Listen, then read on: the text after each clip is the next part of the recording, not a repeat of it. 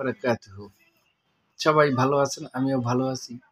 2019 সালে আমার পিতাকে বিবাদী করে আমার প্রতিপক্ষরা ল্যান্ড সার্ভে মামলা করেছে।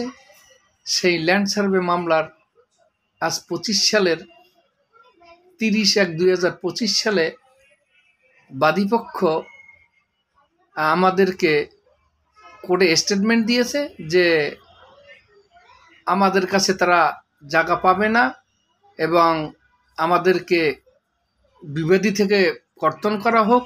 আমাদের পর্চার নাম্বার দিয়েছে, সেই নাম্বারও কর্তন করা হোক এবং অন্য একটা পর্চার নাম্বার দিয়েছে, সেই পর্চাটা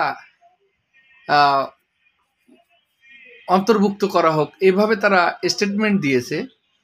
তো আমার প্রশ্ন হচ্ছে, যারা এ বিষয়ে জানেন বুঝেন, আমি এখন বুঝতে পারতেছি না যে আমার এখন কি করা উচিত। আমাকে তো সে মামলা থেকে অব্যাহতি দেওয়া হয়েছে, আমাকে কর্তন করে দেওয়ার কথা বলেছে, সেভাবেই তারা লিখেছে। আমার ডিপি পর্চা খতিয়ান যেটা, সেটাও কর্তন করে দিতে বলেছে। কোর্টে তারা স্টেটমেন্ট দিয়েছে এবং লিখিত।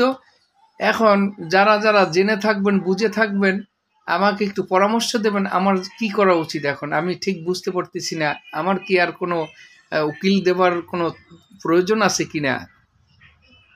যদি জানান, প্রিয় ভাই, প্রিয় বোন, প্রিয় বন্ধুরা, উপকৃত হব।